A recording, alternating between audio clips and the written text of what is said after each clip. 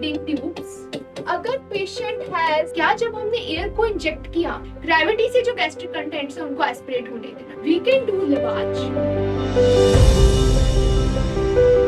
Hello everyone, welcome back to Nauset with Jaspreet. In this video, we are going to discuss a very important topic, that is nasogastric feeding. So, nasogastric feeding एक ऐसा topic है which is definitely going to be asked in the Nauset examination, and it is to be noted that हम जब इस topic को start करते हैं, हमें कुछ important aspects को हमेशा याद रखना है. So let's begin. जब भी आप nasogastric tube feeding की बात कर रहे हो या लवाज कवाज की बात कर रहे हो, we need to know what basically a Ryle's tube is.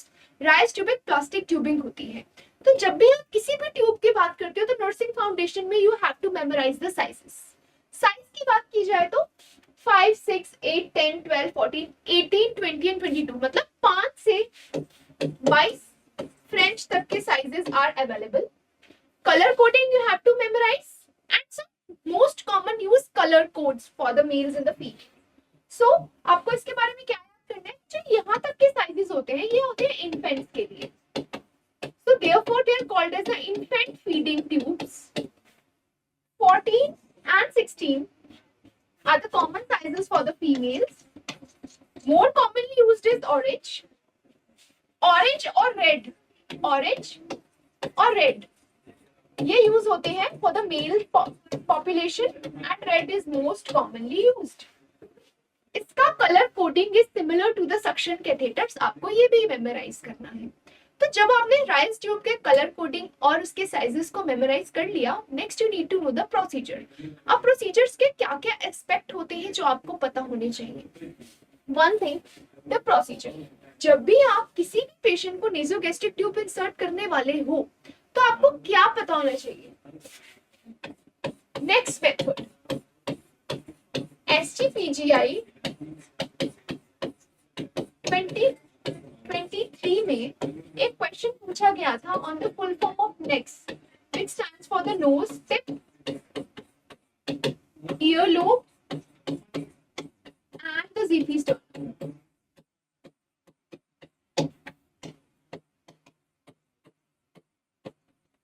ज़ीफी sternum जो नेक्स्ट मेथड होता है, ये अल्टीमेटली हमें नेसोगैस्ट्रिक ट्यूब कितना इंसर्ट करना है उसके बारे में बताता है.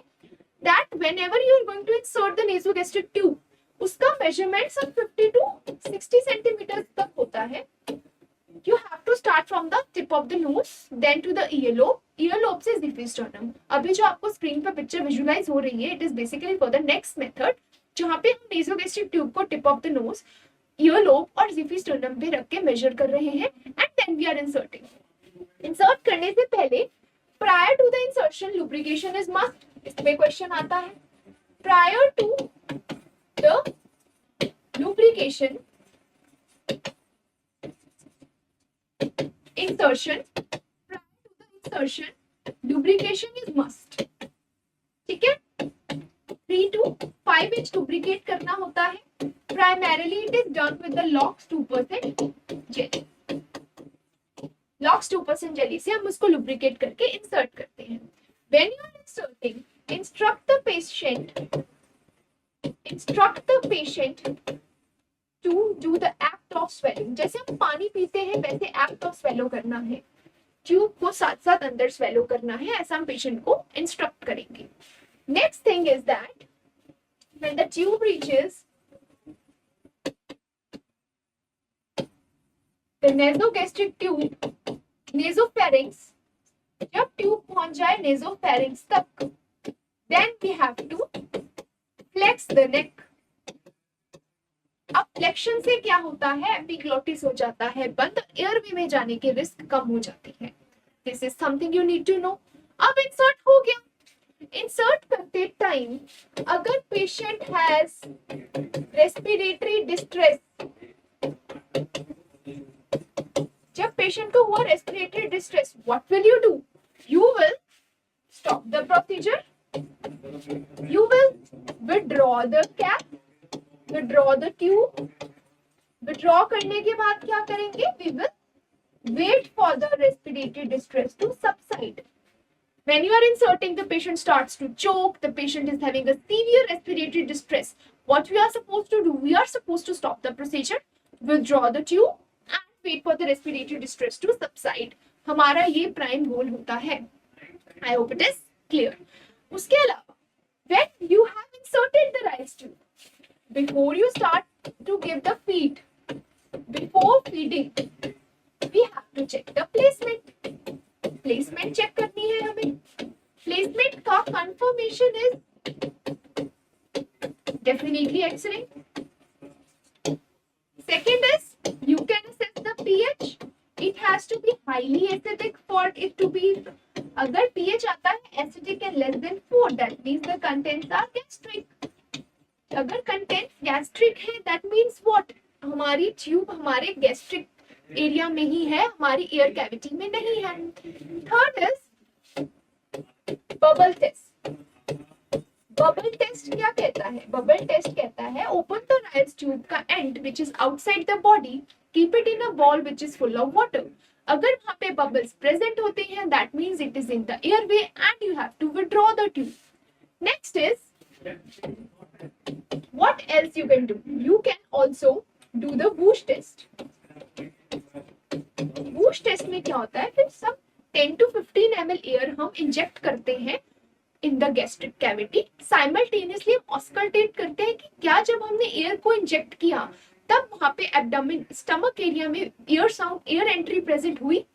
If the air was present in the stomach area, that means your tube is correct and you can continue the feeding. But confirmatory तो हमेशा एक्सरे ही रहता है। So whenever अब राइस ट्यूब हो गई है इंसर्ट, ठीक है, अब इससे हम दो चीजें कर सकते हैं। We can do lavage and we can do a gavage. Lavage means to take out gastric contents. Gastric contents को बाहर निकालना ही लवाज।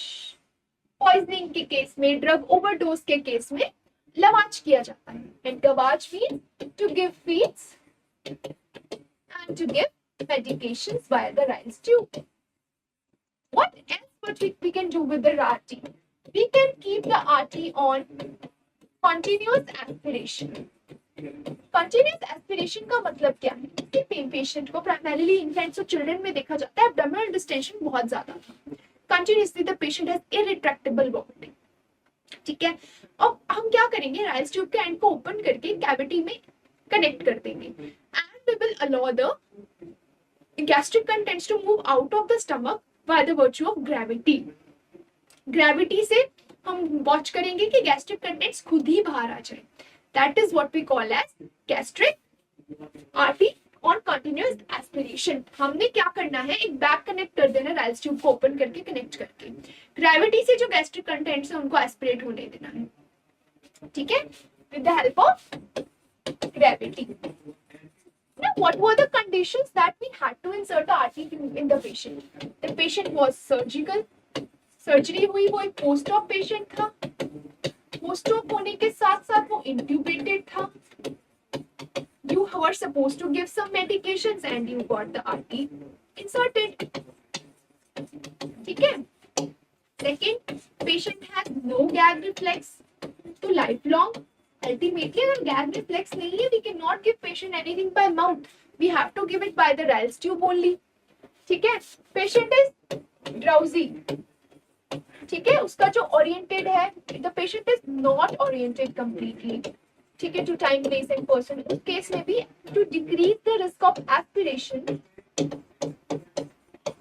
ठीक है, एस्पिरेशन के रिस्क को डिक्रीज करने के लिए हम उसको आरटी से ही फीड्स देंगे, ठीक है। आपके पास कोई इमरजेंसी में पॉइजनिंग का केस आ गया, then also you have to give the patient in certain RT tube, Ryle's tube, फिर उसको जो गैस्ट्रिक लवाज की जाती है, ठीक है। I hope this video was informational for all. Do subscribe for more, like this video and do share this video. Thank you.